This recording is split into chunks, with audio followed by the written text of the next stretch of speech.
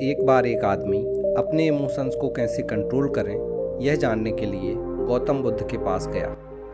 वह आदमी क्रोध और कुंठा से जूझ रहा था और वह अपने गुस्से और अपनी भावनाओं को बेहतर ढंग से नियंत्रित करना चाहता था। गौतम बुद्ध के पास पहुंचकर हाथ जोड़कर उस आदमी ने अपने मन के विचारों को बताना शुरू किया। गौतम बुद्ध ने मुस्कुराकर कहा, आज मैं तुम्हें अपने मन के विचारों को कैसे काबू करें यह सिखाऊंगा। मैं तुम्हें एक कहानी सुनाता हूँ जिसे सुनने के बाद तुम अपने मन को कंट्रोल में कर पाओगे।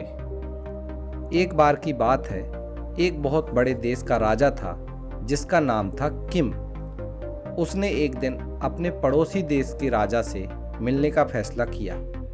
उसने सुना था कि उस देश का राजा अपनी बुद्धि और शांत मन के लिए बहुत प्रसिद्ध है। जब राजा किम वहां पहुंचे तो बड़े सम्मान के साथ उनका स्वागत किया गया। साथ में पड़ोसी देश के राजा ने उनके सम्मान में एक भव्य दावत की तैयारी भी की थी। दावत के दौरान राजा किम ने अपने खाने में एक मक्खी देखी। उन्हें बहुत घृणा हुई और उन्होंने दूसरा भोजन लाने का आदेश दिया। राजा किम मक्खी को देखकर काफी गुस्से में आ गए।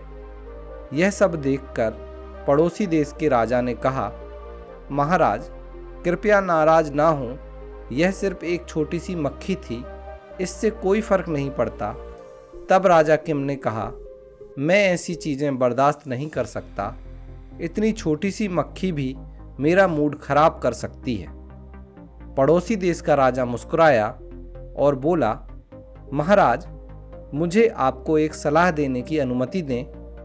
राजा किम ने कहा, बताइए आप मुझे क्या बताना चाहते हैं। पड़ोसी देश के राजा ने कहा, महाराज यह मक्खी नहीं है जिसने आपका मूड खराब किया है, आपके मन को अशांत किया है, बल्कि उस मक्खी के प्रति आपकी रिएक्शन है जो आपसे यह सब काम करवा रही है और आपको गुस्सा दिला रही है। आपके पास अपनी भावनाओं को नियंत्रित करने की शक्ति है, उन्हें अपने ऊपर हावी ना होने दें। राजा किम ने कहा, मैं कुछ समझा नहीं। तो इस पर पड़ोसी देश के राजा ने कहा, अगर आप अपने अच्छे स्वभाव, अच्छे कामों के बारे में सोचेंगे तो छोटी सी मक्खी आपके विचारों को बदल नहीं पाएगी। आपके जिस बर्तन में आकर मक्खी गिरी है उसके बारे में ना सोचकर बाकी बर्तनों के व्यंजन के बारे में सोचिए। इससे आपका मन खराब नहीं होगा। यह सब आपके ऊपर निर्भर करता है कि आप अपने मन में कौन से विचारों को आने देना चाहते हैं। अब राजा किम को बात समझ में आने लगी। इस दौरे के बाद वह अपने राज्य में वापस लौट आया। राजा किम ने बेकार की बातों पर प्रतिक्रिया ना करने की कला का अभ्यास करना शुरू कर दिया। कुछ ही दिनों में राजा ने महसूस किया कि अब वो अपना संयम बरकरार रख सकते हैं, फिजूल की बातों को ना सोचते हैं और ना ही कोई प्रतिक्रिया देते हैं, और इस कला की वजह से अपने राज्य के लिए बेहतर निर्णय ले पाते हैं। तो दोस्तों, रिएक्शन ना करने की शक्ति हम सभी के लिए एक महत्वपूर्ण सीख है। अक्सर हम बिना सोचे समझे बेमतलब की बातों पर प्रतिक्रिया करते हैं जिसके नकारात्मक परिणाम हो सकते हैं। गुस्से में या दुख में कही गई बातें कई बार हमारे रिश्ते खराब कर देती हैं और सही निर्णय लेने की हमारी क्षमता को कम कर देती हैं। हर बात पर प्रतिक्रिया देना गलत है, लेकिन कभी भी अपना मत ना रखना और भी गलत है।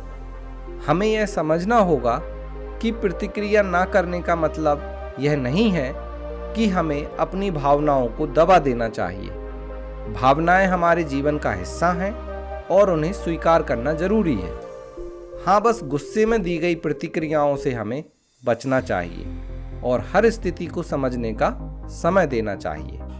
वहीं दूसरी ओर एक लड़का जिसका नाम माइकल था, वह अक्सर गुस्से में आकर बिना सोचे समझे कुछ भी बोल देता था, जिससे बाद में बहस होती थी और बात बिगड़ जाती थी।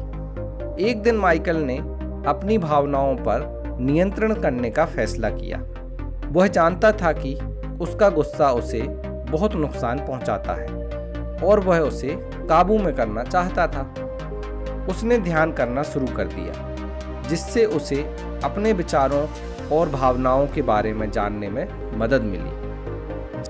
पहले तो माइकल के लिए यह सब करना काफ़ी मुश्किल था, लेकिन लगातार अभ्यास करने से उसने पाया कि वह अपने विचारों को नियंत्रित कर सकता है। माइकल ने यह भी देखा कि उसके दूसरों के साथ संबंधों में सुधार हुआ है। वह अब किसी भी बहस में नहीं पड़ता था और लोगों की भावनाओं को ठेस भी नहीं पहुंचाता था। एक दिन माइकल का दोस्त उसके पास आया। उसका दोस्त मुश्किल समय से गुजर रहा था और वो बहुत परेशान था। माइकल ने अपने दोस्त की परेशानी को सुना और अपने दोस्त को ज़्यादा समय चुप रहने और शांत रहने की सलाह दी। दोस्त ने माइकल से पूछा कि तुम्हें गुस्सा क्यों नहीं आता? तुम कभी परेशान क्यों नहीं होते? तो माइकल हंसकर कहता है कि मैं भी बिल्कुल तुम्हारे जैसा गुस्सा करता था, लेकिन अब मैंने मेरी भावनाओं को नियंत्रित करना सीख लिया है और उन्हें खुद पर हावी नहीं होने देता। यह एक शक्तिशाली तरीका है जिसने मुझे अपने रिश्तों को बेहतर बनाने में मदद की है। माइकल का दोस्त उससे प्रभावित हुआ और उसने उससे पूछा कि उसने अपनी भावनाओं को नियंत्रित करना कैसे सीखा।